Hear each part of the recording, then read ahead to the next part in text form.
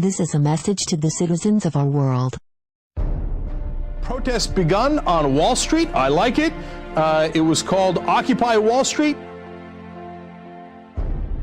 The largest anti-Wall Street rally since the credit crunch happened yesterday. Meanwhile, over the weekend, the financial district in New York City was flooded by protesters. It's not every day New York becomes a sight like this. Traffic comes to a halt in the financial district as rallying crowds swamp the streets in the biggest anti-Wall Street demonstration since the U.S. was hit by an economic crisis. It's 5,000 strong demonstration on Saturday. If I did that, if he did that, if he did that, we'd be in jail. All right, they call it a racket, a scam, and we'd be in jail. They got away with it.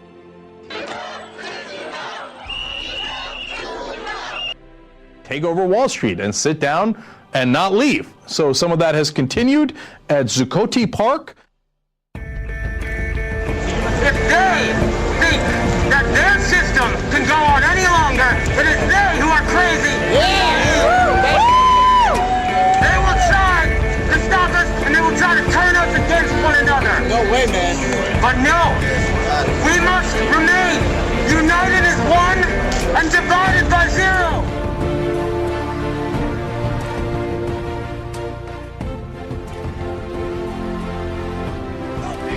United will never be defeated.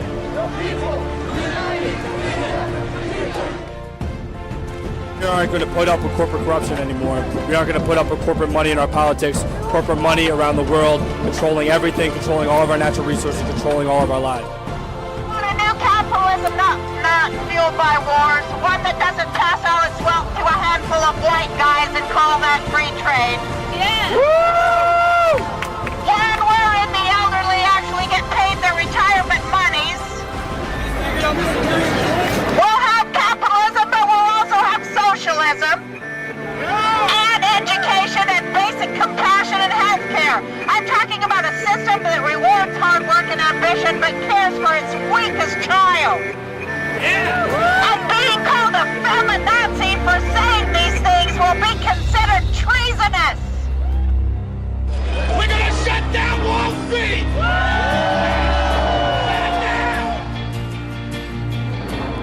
All right, so now let's tell you more updates on Occupy Wall Street. The peaceful protest taking place in New York's financial district has now reached its 5th day. Now, some media are not covering this because they say, well, it's not large enough. Well, first of all, 5,000 is huge. Second of all, even if 150 remain today on Tuesday, that's also a big number. Occupy Wall Street, day 6. There are still several hundred on the streets of New York's financial district. They are still ignored by those who presumably support them, by those who oppose them, by those who should seemingly just be reporting on them. We can televise, all of the protests in the Middle East, but we can't. This is happening in our own backyard, and why isn't this on TV? Why? People are out here talking about things that affect everybody. Problems with the banking system, problem with politics, my 401k plan, your 401k plan, problems with how that all works. There are powerful interests that are saying, hey, we need those guys arrested one way or another. I don't care how you do it. I don't care if they're exercising their First Amendment rights. I pay the bills around here. This is Wall Street. Go arrest those folks.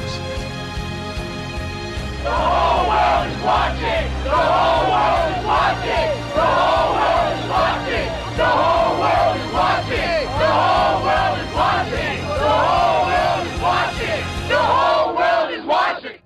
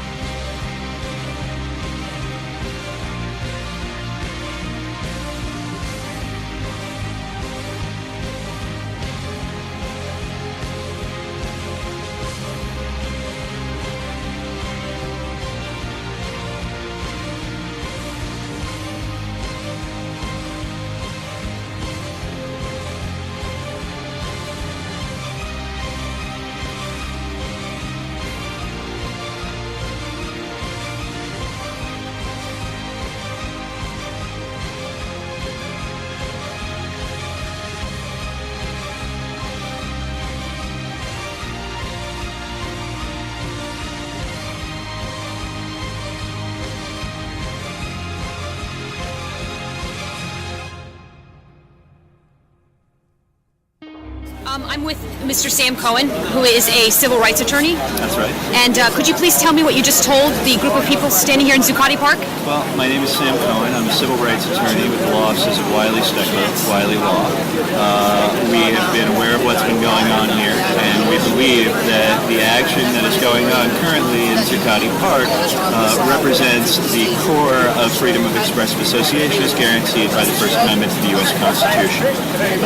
Right now, we are seeking consensus to be retained by the occupation as a collective to file an order to show cause in the Southern District Court for the state of New York on behalf of the occupation, seeking a temporary restraining order, which is a legal term I'll be happy to explain, and a declarative recognition of the occupation's First Amendment right to assemble, and also of the guarantee in the in the New York City Administrative Code, which states that no permit is required to erect tents below a certain size.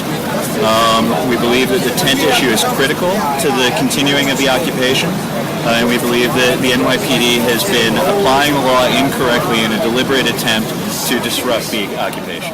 Thank you so much.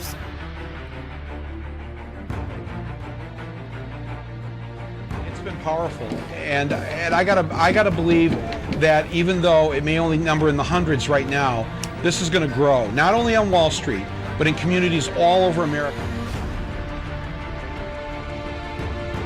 There is so much rebellion that is percolating right now, just under the surface.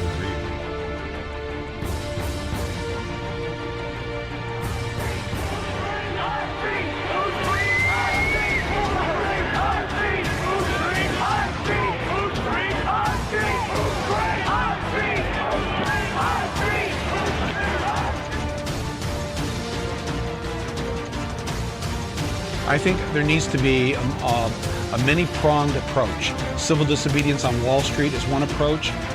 People doing things locally in their communities is another approach. Preventing you from organizing a demonstration outside that branch with signs, with possibly even civil disobedience, to make your voices heard. We must make the injustice visible.